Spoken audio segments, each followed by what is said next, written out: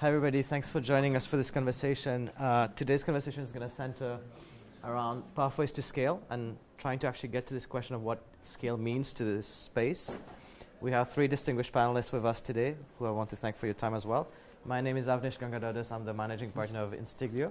Happy to be moderating this conversation, mostly would mean for me staying out of the way of the conversation. But Arthur Wood is the founding partner of Total Impact Capital. And has been very much thinking about from the very early days of social impact bonds back in 2006 and 2007 until now has been filling the space and will be commenting on the broad evolution on the space and what exactly has it gotten right in terms of scale and what exactly has to change as well. Emily Gustafsson-Wright is a fellow at the Global Economy and Development Program at Brookings Institute, and she's probably the person who's written the most about the evolution of this nascent space in terms of impact bonds, development impact bonds, social impact bonds, mostly focusing on the international development space. So she's going to kick us off with a bit of a landscape analysis of where we've come after 4 or 5 years in this sector. And finally, Marc Baumann is the CEO of Invethos, which is an asset management firm that specializes in impact investing, and that was actually behind the very first social impact bond in Switzerland on the integration of refugees in the labor markets here. So without further ado, we're going to kick off with Emily, and then we're going to shift to Marc and to Arthur. Yeah, we did want to get a sense of the room first. How many of you guys here are from what we call sort of the development aid agencies and government in general? Okay. How many of you are from investment organizations? Anybody who's concerned with capital deployment? Great. And service providers, NGOs? Good. Everybody else? Consultants, advisors? Foundations, sorry. Thank you. How many of you would consider yourself on a scale of 1 to 10 in the 6 to 10 in terms of your knowledge and familiarity with the impact bonds and their implementation? Okay, quite a few are involved. And how many of you are just learning about this concept for the very first time and trying to really get to the basics of it? Okay, good. Good. This gives us a sense of how to gear the conversation forward. Thank you. Well, thank you. Thanks to the organizers. It's a great opportunity to be here. I apologize, I have to be standing over here because our clicker is not working. So we're actually here to talk about, so pathways to scale is true, but we're talking about measuring success. So when I was asked to be on this panel, I thought, okay, what is it they want from me on measuring success, and what are the things that we should be considering, or that are being considered in terms of success around impact bonds. So I'll do a bit of an overview. As Avnish said, we've been doing research on impact bonds for the last 4 years. We had our first conference, actually a couple of you are in the room, we had a first conference with about 200 people on impact bonds at the Lego Foundation about 4 years ago, and have had several other convenings, and it's been really a privilege to be part of this conversation as sort of an objective observer. So we do research at the Brookings Institution, and our goal is really to understand what this tool is about, as well as broader outcome-based financing, and think about its applicability, in particular in developing country contexts. So we've produced these 5 reports, which are all available on our website. I figure since Toby did his selling of his report, I thought I could also do. Right. So these are the sort of the 5 questions that I think about, or that I think we come across when we think about our impact bonds being successful. So the first one, so is there demand for impact bonds or outcome-based contracting? Second, is our impact bonds reaching the population in need in terms of the most marginalized and in terms of population? 2, are our impact bonds achieving outcomes? 3, are impact bonds achieving outcomes? 4, are impact bonds achieving something else besides outcomes? And then finally, are the deals efficient? And we've heard a little bit on all of these areas this morning, but I'm going to dig a little bit deeper into sort of the facts and figures around this. So is there demand for impact bonds? Just a quick overview, there are 108 impact bonds in the world. We have an enormous database with all of the details of every impact bond. 102 of those are in high-income countries. 6 are in developing countries. Of those 6, 1 is a social impact bond, the one in Colombia that you heard about, and then 5 are development impact bonds. The country with the most impact bonds is the UK with 42, followed by US with 19, and the Netherlands with 9. So it just gives you a sense of sort of where this market has come since 2010. So in what sectors are they present? The majority are in the employment sector, followed closely by social welfare. Social welfare seems to be sort of gaining ground, and then followed by health. So in terms of the size of the market, according to our database, we look at upfront capital commitment as opposed to the outcome funding. It seems to be the best and most consistent number to look at. That's what we've been looking at since the beginning. And that's 336 million for those who have available data. And then in terms of impact bonds in developing countries, it's 4.4 million in upfront capital that has been committed. So just to put this in perspective, the 2017 GIN Annual Impact Investor Survey cited, based on their respondents, that they are managing $114 billion in impact assets. So impact bonds represent a very small portion of the broader impact investing market. How much is being invested in terms of foreign direct investment? FDI is about 1.4 trillion annually. Net ODA was 145 billion in 2016. And what we need to achieve the Sustainable Development Goals, as many of you know, is calculated to be at about $2.5 trillion per year between now and 2030. So that, I think, puts a little things into perspective a little bit. Who's investing in low and middle income countries? Primarily foundations and philanthropy. These numbers are for those for which we have data in low and middle income countries, those that are contracted as well as those that are in design. So there are over 20 impact bonds in design in low and middle income countries. Those can all be found in our most recent report. That's followed by multilaterals and bilaterals, or intergovernmental financial institutions, IFIs, and then institutional investors only with 2. Some of the impact bonds may have multiple investors, so they may show up in several of these. And in terms of outcome funding, the majority of outcome funding is government. That doesn't necessarily mean only domestic government. It's about 10 where domestic governments are providing outcome funds or plan to. Again, these include the ones that are in design phase. And then the rest of those are governments, such as SECO, and then multilaterals and bilaterals. Our impact bonds reaching the populations in need. So on average, the size of impact bonds are very small. You've heard that. Only 50% are reaching less than 600 individuals. Only 2 impact bonds have more than 20,000 beneficiaries. So we're talking about fairly small size. 2, the largest are 600,000, the maternal and newborn health in Rajasthan, India. They seek to reach that number there. And then the one for DC, in Washington, DC, for the environment is the 650,000, but it's sort of, they're considering the entire population of Washington, DC, so it seems a little bit unfair, I guess, to put it into the mix. I'll skip forward a little bit. So are the contracts achieving outcomes?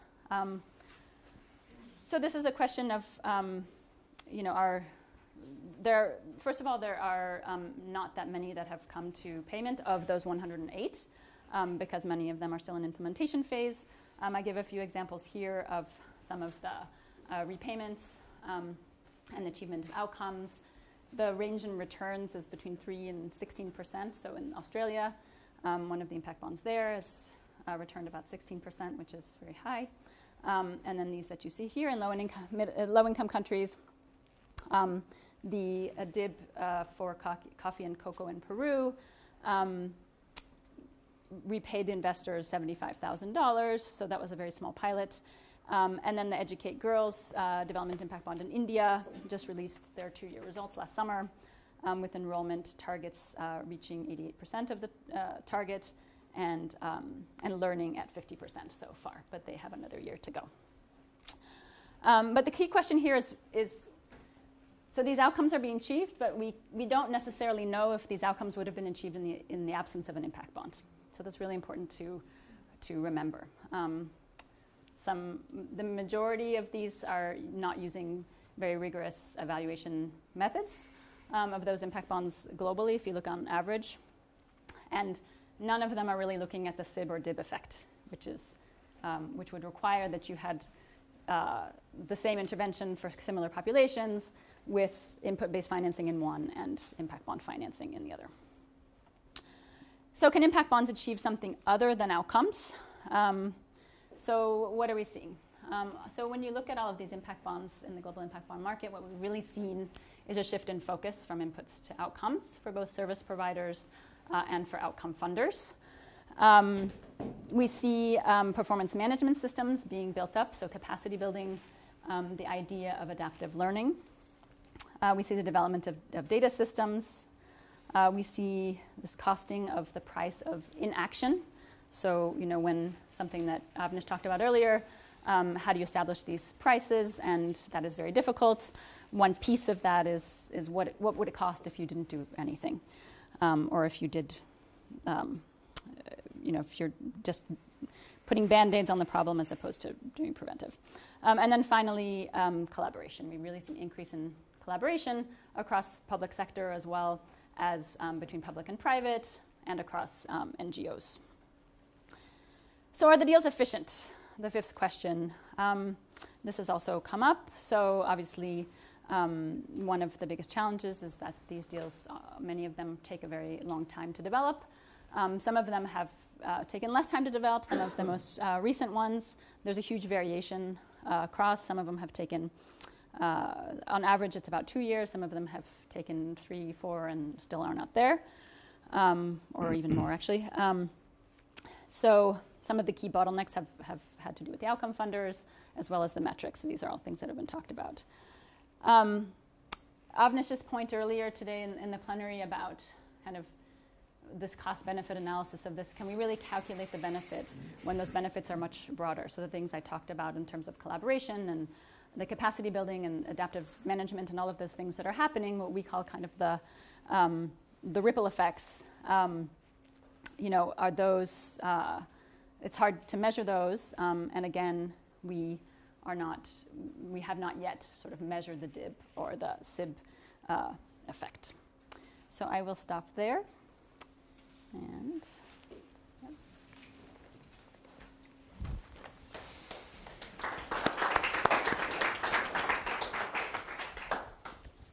Now we're going to hear from Marc on the very first social impact bond in Switzerland as a concrete example of a deal and how that looks like.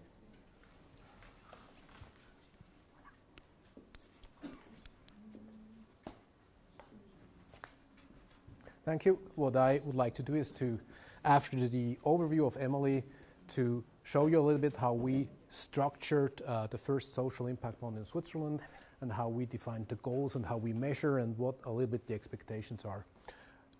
Structure and goals are also important for the question how we can scale social impact bonds like that or how we cannot. Don't be disturbed, I will skip a few slides. I have to stay within 6 minutes. So the target group of the social impact bond in Bern is the integration of refugees and temporarily admitted persons in the labor market. So that was the goal that was set. Basically, we have split this goal into these 4 sub-objectives you can see there. First of all, there is a minimum number of participants in the program for a given budget. So basically the NGO or the social institution that is doing the integration has to integrate or at least coach a certain minimum number of participants. If they do more, this will also count as a success for a given budget. That's the first goal. The second goal is employment on a permanent basis at market levels. At least for 50%. Then we also measure the rate of termination. The duration of the bond is 5 years, so we will measure that after 5 years. And the last goal is education. So it's a different goal. I will explain that a little bit more in detail. It's completion of a degree. It's not integration in the labor market, but basically we said if someone completes a degree in Switzerland, his probability to have access or be included in the labor market is also enhanced. So these were the goals given. Basically the service provider or provider is Caritas. So these were the goals. I will not explain the chart in detail, but basically we distinguish between a bond model, which is basically a loan where the return is an interest or a bonus, like we say, and there's some kind of capital guarantee to that. We originally proposed an equity model. Equity model is basically the government say, okay, if you solve a certain problem, we will pay you a premium for that, and then from an investor's perspective, you can lose everything or you can make a return.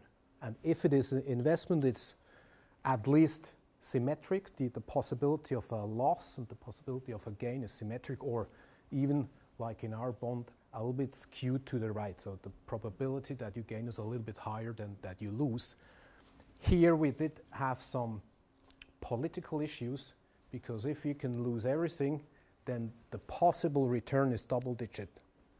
And basically a political party says it's not possible to have double digit returns if you integrate refugees. That is perceived as, well, you do double digit returns on the back of refugees. Although this is not the case, because it's only done when integrated. So we finally, that was a compromise, a political compromise. We implemented the bond model and not an equity model. Okay, I will skip the structure. I would focus on two remarks here. One issue was the benchmark. I will elaborate on this a little bit more. One of the biggest challenges to have a benchmark where the outcome is measured. Basically, we did the benchmark together with the government based on data they had.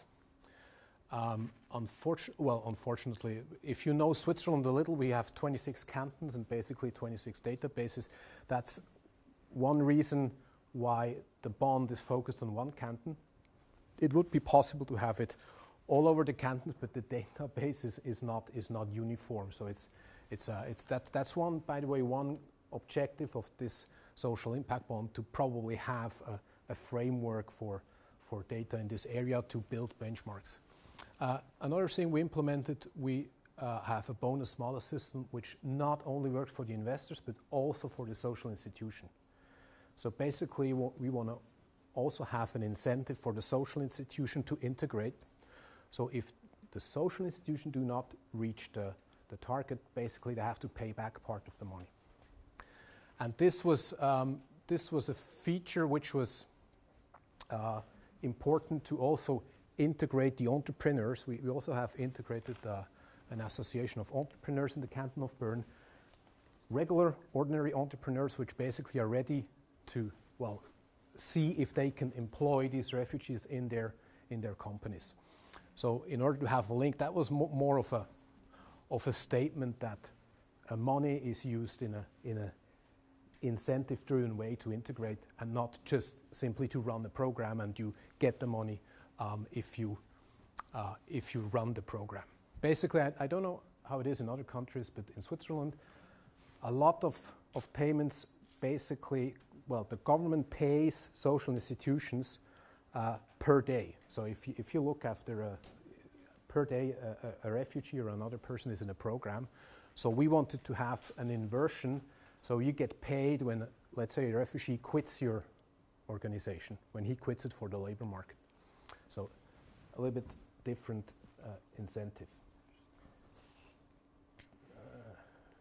Goal measurement, we have split this in, well, there are two issues that they were also, there was a remark of Emily to that. One is how do we avoid cherry picking, so that only the good refugees are taken and then the integration quota is high. That's one thing. And the other thing, how do we compare? The canton of Bern, until that social impact bond, had The method of integrating refugees can be summarized very shortly. It's first train, then place. So with this bond, we kind of switch the method. So the method now is first place, then train. So it's job coaching, it's supported employment methods.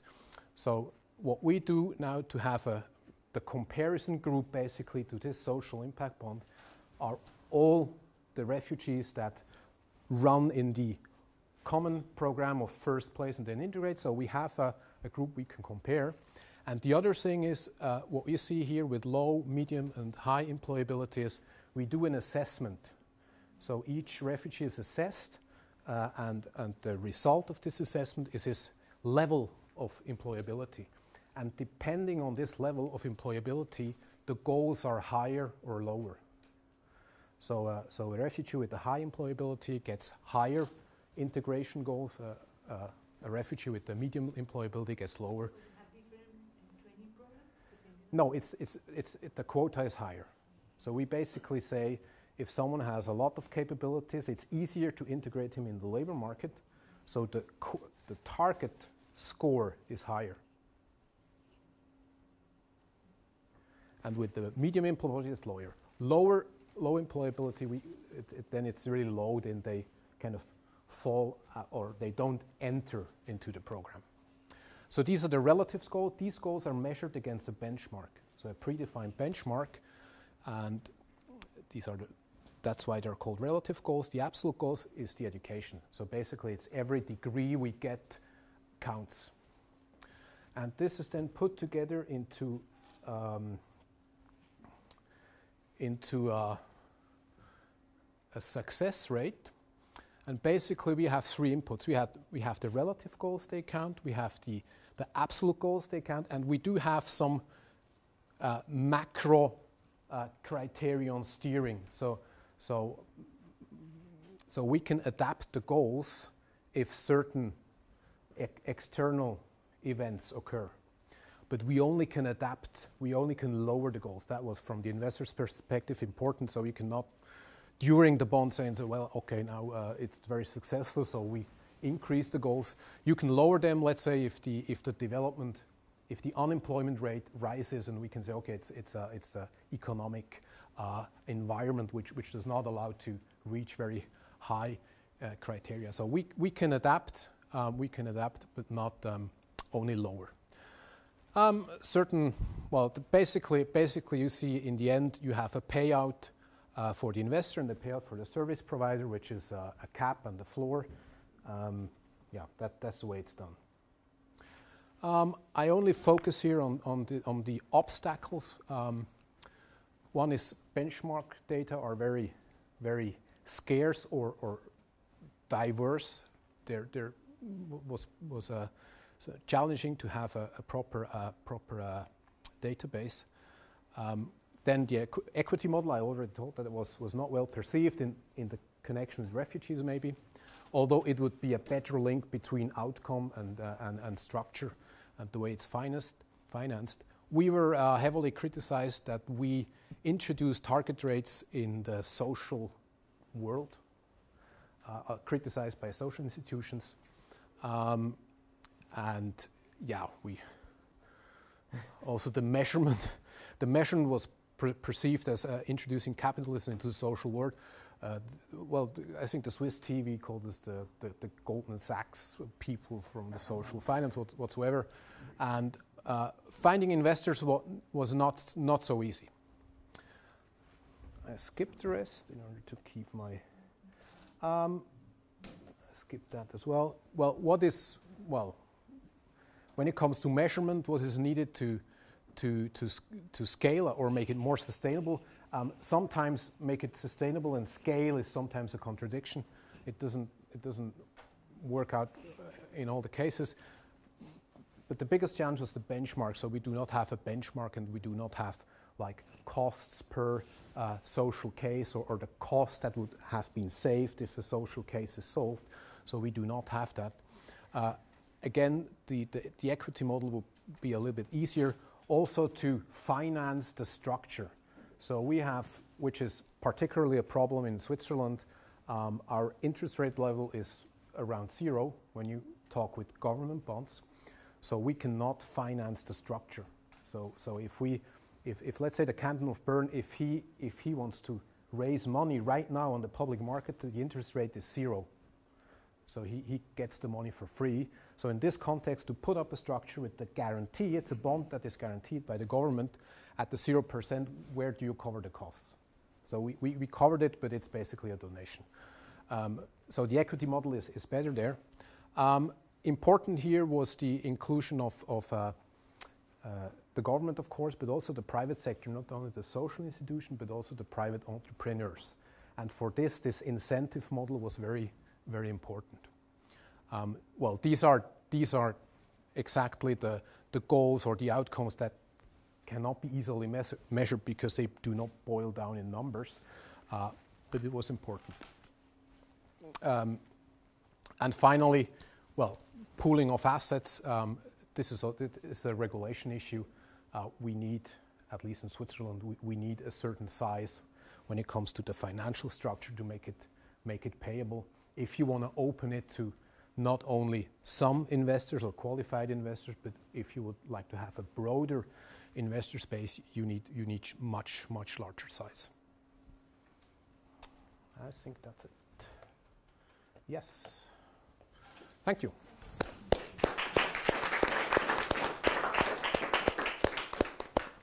Yep. The switch for you. Thank you. How does one move it? Just there? Yeah, you have to push the button. Good afternoon, ladies and gentlemen. That is a picture of the Château de Chillon. The reason Switzerland is powerful is it controlled the trade routes from North to South Europe.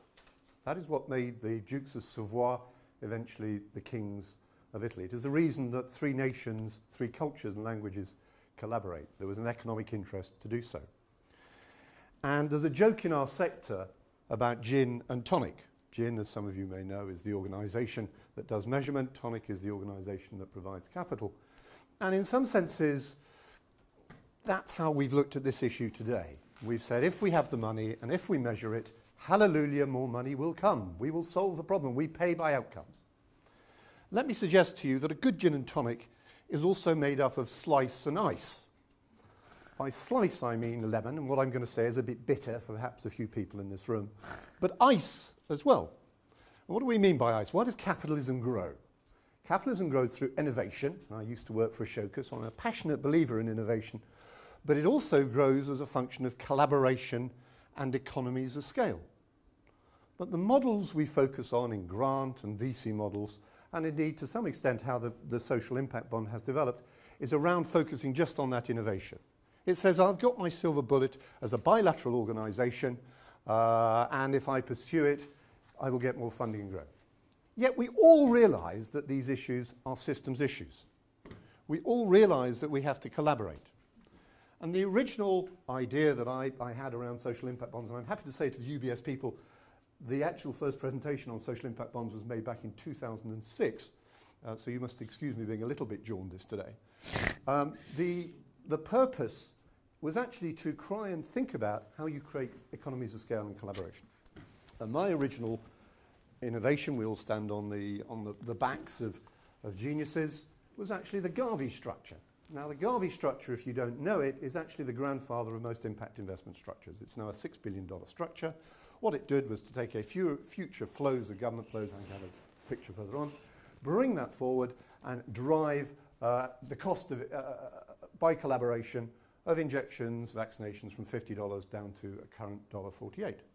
And when I looked at this issue in 2006, and my background is I used to be head of product development of one of the major banks, and when I looked at the issue, I said, how about if we could actually create collaboration and innovation and drive that into this space? And that, in my view, ladies and gentlemen, is the opportunity of this marketplace, is the opportunity to think about economies of scale and to think about this differently. This is one of my favourite pictures. You'll find it in the Duomo of Florence. It's Niccolo de Michelino's picture of Dante. Are there any bankers in the room? Can you just put your hands up a moment? You're staying silent. Okay, I know this gentleman is anyhow. And my comments are partly aimed at you. Dante is standing there. On the right-hand side, he is pointing to the 6th circle of hell. And on the sixth circle of hell, this gentleman will know, you find blasphemers, sodomites, mass murderers, and bankers. Sorry about that. And on the right-hand side, he's looking at the dome that you would be standing underneath of Brunelleschi's dome. Funded, no other than by a banker, Mr. Medici. So this picture to me has always represented this paradox that we struggle in the sector between for-profit and not-for-profit. It's the same issue that you're struggling with about how do we hardwire social mission, how do we think about scaling this within the context of equity for the stakeholders. And one constituency that has been noticeably lacking in the conversation this morning is, what about the social entrepreneurs? What about the community? What about the social entrepreneurs? I heard conversations between bankers and government and the institutions that come from government, but I didn't hear about social entrepreneurs and community. And I put it to you that if we are to actually scale and achieve what we want to do, what in essence we're doing is rewriting the social contract. Because when this picture was made, what did Mr. Medici do? He created the bond market. The bond market threw up so much surplus capital that it funded the Renaissance. Why, when you travel, do you speak English, perhaps watch rugby, as opposed to eat pickled snails and speak French and listen to Molière? The reason is that the British had a banking system that was effective. The French did not. That's the brute reality. So finance, unlike the gentleman this morning, has always played a critical role in terms of pointing points of history. And I put it to you that we are at such a turning point now. With admirable understatement, the Secretary of State from SECO this morning stated that the amount of capital we need to raise, I think somebody said it today, 2.3 trillion. The issue of WASH, which I know a little about, is roughly 1.7 trillion. And to be brutal, if you actually analyse the figures and you go into it, you'll discover there's a margin there between a mere 1 trillion to 2.5 trillion. So when these figures get touched out, we're talking about a region with the Goivera. And the amount of damage that that creates every year is estimated in quite considerable granular detail, agreed by the UNICEF, World Bank, and WHO, is estimated at roughly $350 billion annually. If you're Indian, 3% of your gross national product every single year. And I put it to you that when you look at that, this means, ladies and gentlemen, that the argument that government is going to give you the money is not a sustainable one. These are unfunded pension liabilities. I won't go into it, but let's pick the United States. This is $3 to $9 trillion. I haven't even got to Italy, Japan, Germany. There is no more money coming from government. If you walk into a UN institution in Geneva now, your first thing you'll see on the door is, please don't cut our salaries by 8%. That is Trump, that is migration. This tells you this is a long-term trend. So if we're going to base the social impact bond that government's going to step up and give us money, they're going to take a look at it and say, well, our budgets are cut. And in an environment, nobody's said this, in an environment where you're meant to pay a contingent payment, where your budget's been cut, and if you work for the UK local authorities, your budgets have just been cut 38%, do you want to take a contingent liability on 3 years down the road? Well, if you're about to retire, sure. But you want a career in the place? No. So the practical reality is basing it on the reality that government is going to be the contingent payer. And this is not to say that government plays a key role. It means that we've got to look to the private sector and the bankers in the scheme of things. That's where the money will come from. What we're talking about in real terms is 10% of the capital market. That's that figure that was chucked out today. This is the Garvey structure, which I mentioned before. And because I've only got 6 minutes, I will keep my comments short. The way we look at social impact bonds, misnamed, it's effectively a structured product regulated in a venture capital framework. I would argue you need to look at this as an equity framework. An equity framework where the community and the social organisations are an owner of that process, that they benefit from that upscaling. Where you create a mechanism where different players take different or indeed differing economic return. Where the mechanism looks exactly like any other social structure, any other investment. So that when this poor chap has to deal with his compliance department, and I have much sympathy as I used to be head of product development, when this chap deals with his product development department, he hasn't got to go through the routine of saying, it's a social product based in some obscure place in Africa where I've never heard of. It's the sort of thing that gives compliance officers indigestion. But if you can say, actually what this market is about monetizing the externalities. How about if you make the $350 billion a year for the damage of wash actually the market tradable opportunity? How about the report that we wrote with Accenture and Brookings 3-4 years ago, where that report says for every $1 you put into education in India, you generate $53 of future economic value. That, ladies and gentlemen, is the opportunity. That is the way of securing the social sector. That is the way of engaging bankers. You make the problem a tradable market opportunity, and you hardwire the upside of that into the structure. We are currently working with the Swiss Development Agency, 2 major US foundations and a UN agency in terms of constructing this structure. The good news, I have to say, is we had a meeting for 2 days, and this included 4 ex-regulators involved in this process, metrics guys from ex-WEF, Ashoka, and World Bank, and we believe this is doable. So we will produce a report at the end of March. We held a dinner where we invited other organizations, and the reason we did that is because what we're trying to say is we're not trying to create another intermediary that will compete with you, which is what everybody will think. What you need to think about an outcome model is how you bring your capability and how you marry it to other people's capability. How do you do that in a way where your structure can be used by somebody else and you get paid for it? And if you want to construct a mechanism that gains access to capital, you can do that in a cost-effective way.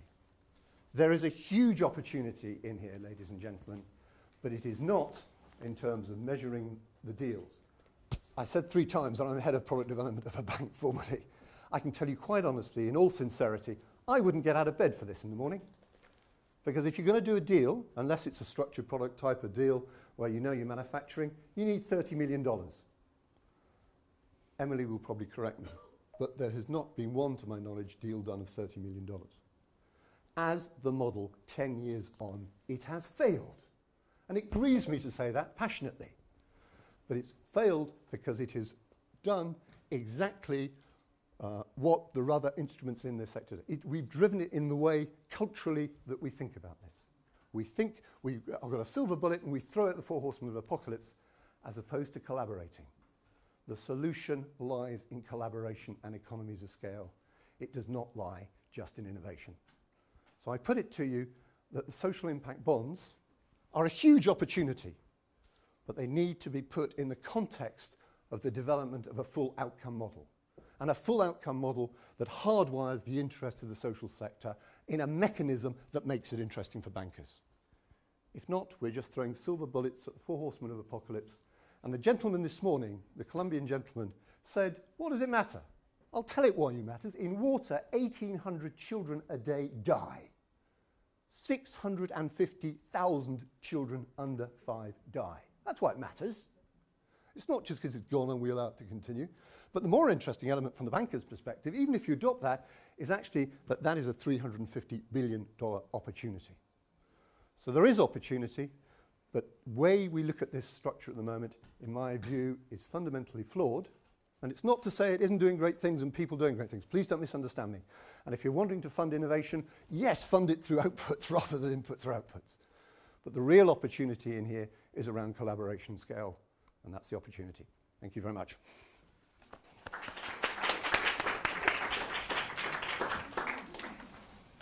Great. So I'm going to try to moderate.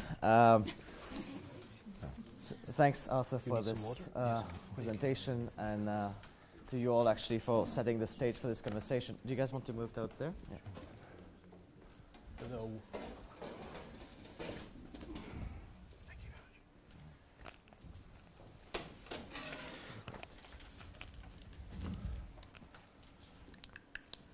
So I wanted to start with a simple question that perhaps to make sure we're aligned on something fairly fundamental. When we talk about scaling, what are we trying to scale in this with this instrument, and what's reasonable to expect this instrument to scale? Maybe I'll start with you, Emily, and then go down the row. Because you talked about multiple types of benefits, right? Yeah. So there's programmatic benefits, and then there's ripple effects, as you call them.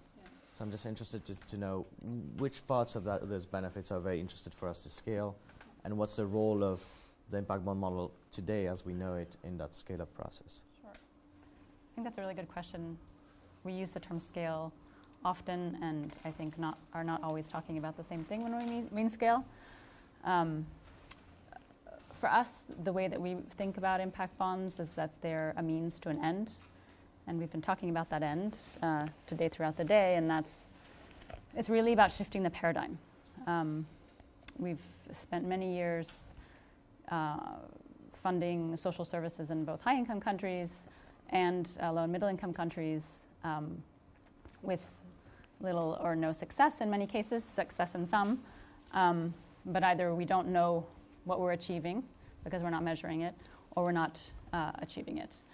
And so the way that we see impact bonds is that they're a way to shift from that inputs to an outputs and outcomes focus by bringing together multiple actors to be working together, by improving systems of performance management, data collection, building capacity on the ground.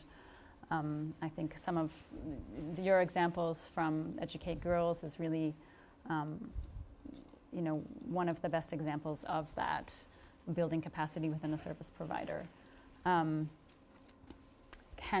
that be, should there be hundreds of instiglios around that are building capacity with, one-on-one with service providers across the globe? No, it's not efficient, and I don't think that a successful world would not be hundreds and hundreds of impact bonds. I think that indeed we want something greater than that, and I think the idea of outcomes funds are likely the way to go, but it's really about that outcome-based financing thinking.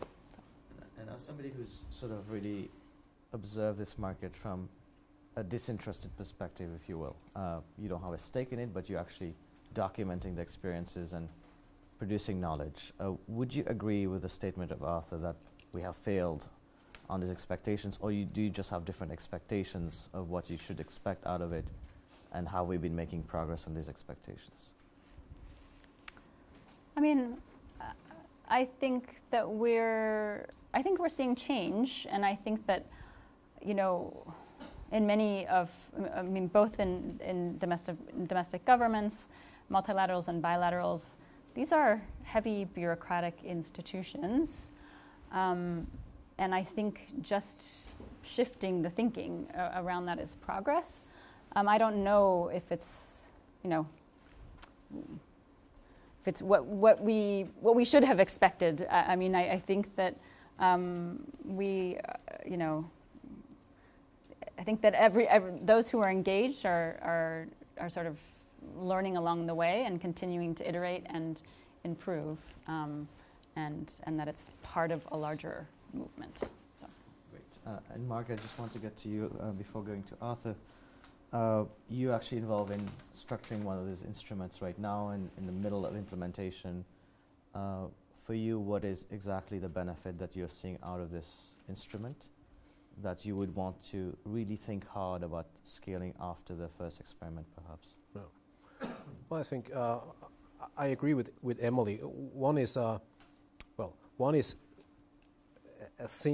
shift in the way you think, so that also governments and social institutions think more outcome-based. I think that's one shift. It's probably not so easily to measure, but it's a shift in thinking, and it also includes the private sector.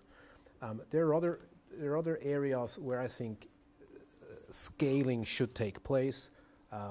One is we need benchmarks, because if we want to make this instrument marketable, then we should have a benchmark where the success can be measured. If success is something, and namely in the banking sector, if you don't do number crunching and boil it down to at least an Excel sheet, you cannot scale. So the construction of benchmark, we should scale. We should have a common understanding of at least some building blocks of benchmarks and how we do that. And the other thing is simply financially we need some scaling. We need bigger size to pay the structures we need to have to run investments fund or equity structures or whatsoever. Excellent. Now, Arthur, I wanted to maybe sort of dive a little bit into your statement that this sector has fallen short, perhaps, of some expectations you had when you first started in 2006, and unpack that a little bit. What do you say to people like Toby and others who are talking about, really, this is an engineering, a problem-solving mindset for governments who are already spending billions of dollars year after year, but perhaps are not spending it well enough? So when we talk about the need for more capital, as the State Secretary said today, you could think of this as needing to crowd more capital, but you could also think of it as driving more efficiency gains. Has this sector done anything on that angle of driving efficiency gains, or will it do something on that side? Or do you think these are not the right expectations to have from the practice of impact bonds? I think, again, I'd quite like history. If you look at innovations, all the way from the foundation structure, Emily probably knows this better than I, the Tariff Act back in 1870, whatever it was, and then the crystallization by Rockefeller and Carnegie, didn't really scale until the 1950s with the change in legislation at that point. Or if I look at the Community Development Act, that was 1914 but didn't scale until 1985. Donor Advisor Funds, 1934, again the late 1980s, 1990. I've got the dates. But the point I'm trying to make here is that there's an original innovation, and then you look at what actually drives it to scale. It's technology and its legal frameworks. And if you think about what an outcome model is, think of it in terms of a value chain. And it's the same value chain that the social sector goes through as the banker. It's how do we do ideation? Now, at the moment, we all go to conferences. I was at Stockholm recently. 400 organisations trying to chase 30 funders in 55 rooms.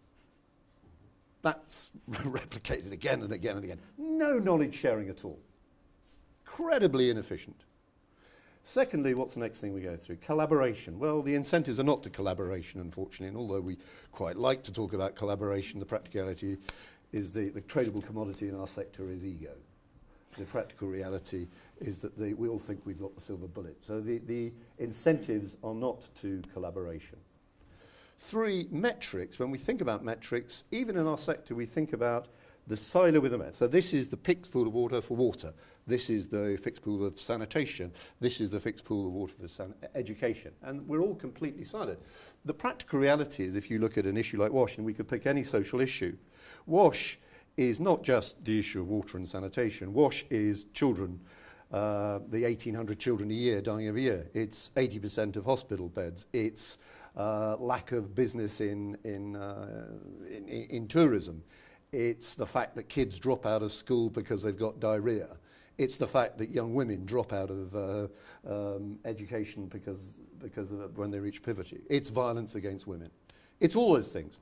But we essentially ignore all that value we talk about and fund within our silos. How much more interesting is it to actually capture that value and actually create a metrics mechanism where when you inject in innovation, you can make it competitive and comparative in terms of actually making that comparison. And your delta of improving that is reflected in a security. So we reflect the world that actually captures all the value, and you measure the deltas of improvement. Feedback mechanisms. Those, again, we do relatively inefficiently, but those provide the opportunity to price from the community.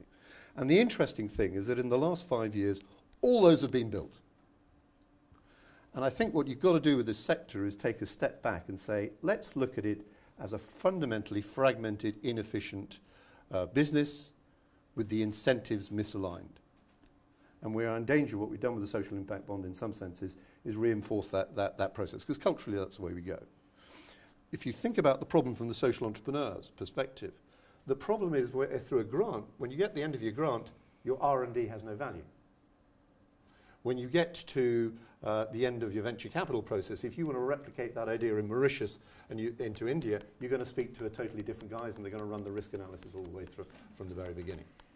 These mechanisms do not actually create collaboration scale. And one of the key issues is actually when we've done this R&D around all these various things we saw up there, what's the mechanism that actually allows us to share and take the value so that those people, when they have an idea, when it's replicated somewhere else, get paid for it. So you actually change the incentive structure and take cost out of the people doing it and get payment in terms of the leverage of your R&D. So I would argue that when you look along that value chain, technology has all been built. If you think about how your individual lives have been impacted by Uber, Airbnb, all these various elements, what's driven it? It's been driven by customization. I can now plug and play different people's capability. Personalization, I can keep control of my own brand and identity. Mobile and cloud means actually I can now engage the community in those feedback mechanisms. Blockchain, so that I can actually track the granular value of a social entrepreneur and social community in the R&D and pay it as a function of its R&D. So technology has already rationalized other sectors of the economy. What it hasn't been done is applied to our sector. And I would argue that in the last 3, 4, 5 years, that technology has been built. What has finance done? Finance has given us the ability, and this is the social impact bond, to recognize that we can pay different players different, indeed differing social economic returns. What has legal done? Legal has created a granularization whereby you can pay different players different amounts and hardwire the social structure. What has technology done? Technology has given us the ability to track granular value through complex systems. The opportunity is to actually marry those technology trends in the same way they have been applied to other industries. If marginal cost equals marginal revenue, how fundamentally inefficient is our sector? Excellent. So I'd love to... I think that I completely agree with what you're saying, but as Marc pointed out, the issue seems to be that there's some ideology associated. I'm a sort of banker guy, but there's some ideology associated with the people that are donating into this sector that investors can't make more than a certain return. So what you're trying to do is apply social entrepreneurship, which is that investors take risk and they can get rewarded, but they can't get rewarded too well because it's kind of embarrassing if we do so well that they make a really good return. Can I answer that question? The reason for that is because of the route we have gone. Because how we are legitimizing the subsidy, so we've got to get that 3 as opposed to the 1 or the 7 in a black room, is because that subsidy from government is guaranteed by a metric. And the governance issue in here, from a banking perspective, is that if you're at the center of that process, you're the judge, jury, and beneficiary, the danger is actually, you could ignore what I say, and you'll actually take it as revenue on the cost side. So there's a number of ways that you can cut and dice that. But the fundamental problem is that the subsidy and the argument to government is a function of the metric. If you think about it, isn't it fundamentally logical that if I'm going to give my money away in a foundation, I'm to a social sector organisation, in an economic model invented in 1903, I'm regulated by the IRS or the Charity Commission. Roll 40, 50, 60 years forward, we're now creating for-profit vehicles for social purpose with for-profit institutions in many cases for a for-profit social outcome, and yet we do not believe that needs to be a regulatory environment. It's justified by metric. That is the reason that in this structure, the social mission is hardwired into the structure. So in the same, I won't bore you with the legal codes, but it is feasible to do. So the social structure is hardwired into this entity. We shouldn't care, frankly, if we solve let me phrase it slightly differently. Why is it acceptable as a society to make as much money as we want out of sex, drugs, and rock and roll, as fun as those may be, yet to not solve the fundamental problems of our time? I don't have any problem. No, I'm sure you don't. Governments do. Yeah. But if you hardwire the social mission into the structure, if you place the community at the center of that feedback, if you ensure the community gathered that upside, at the moment we talk about this stuff about, isn't it shocking and outrageous, the practical reality is if you're a social entrepreneur, in many cases you get to the end of the process and you give that value, that upscaling, to the for-profit sector. That's the practical reality of the world. So I've heard this argument, and frankly it's bullshit. Because what is happening in the current system is that the social sector is not an owner in that upscaling. And that is the reason that everybody in the social sector is paid crap, excuse my phrase, and the sector is fragmented. I'd love to take some questions perhaps from the crowd, the audience rather. Anybody has any questions to any other panelists? Yes. Sorry, just, and then I'll come to you. Yeah. Go ahead. That's a great question. How do you make the society and the community owner? How do you make them an owner? Yeah. You legally hardwire within the structure itself, either by a golden share, or alternatively, in the legal structure we've looked at, you ensure that they are an equity holder in that process, underwritten partly potentially by government in the scheme of things. But effectively, you make them an equity holder in the entity itself. And you base it on the community. I'll give you a very clear example. What's your definition of community? That's a very good question. When you look at a problem, you would want to convene a range of players, for-profits, not-for-profits, and you would want the community in many cases to recognise the benefit that they benefit from that process. So in the case of, it's the local villagers. We price from what the local villagers actually think is the improvement. We ensure that that community has a stake in that upscaling. The purpose of these vehicles is not necessarily just about the money, it's about the incentive structure. Arthur, are you ready to wrap up, or how's that going? In theory, this is the end of the session, but take another 5 minutes, perhaps. I'm just going to change tack slightly. You were talking about investment into DIB, so I just had a question, Emily, around the what instrumentation was being used. 50% was coming from foundations. Is that primarily program-related investments, or is it straight debt? Obviously, equity's tricky in these structures, as we've heard from Andrew. And then secondly, Marc, you said that you struggled, or it was hard work raising investment. Obviously, you got there eventually, but why was that, and what are the learnings from that, and who were your underlying investors? So among the foundations only, or across the... Just across the board, I suppose. Just interested Yeah, generally across the DIBs yeah, you so looked at. differs a little bit geographically. So we see sort of, for example, the U.S. impact bond market are structured much more like debt, while, for example, in Australia, they're structured much more like equity. So yeah, so we're seeing some variation. But debt from foundation vehicles, or as a program-related investment, or a mission-aligned investment, or not mission. debt as an endowment-based investment, I suppose. Is the Grant and and upside. yeah.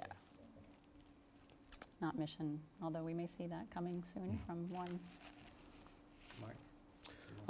Well, difficulties are maybe related to the perception or the understanding. So our social impact bond is a pure investment. So when we, let's say, foundations are one of the group of investors. So if you talk to a charitable foundation, and we did have to say, okay, we have an investment. To whom do you talk? Do you talk to the board that gives the grants, or do you talk to? So we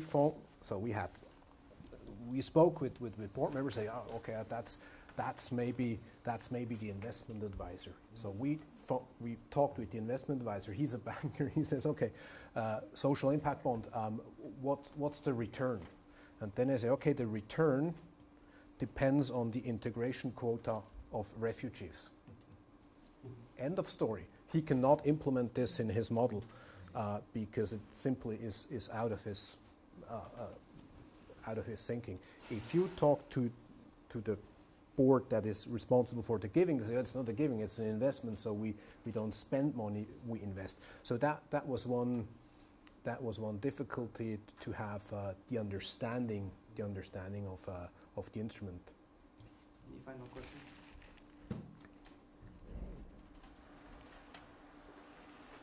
All right. Well, thank you so much to the panelists and to everyone else for your engagement.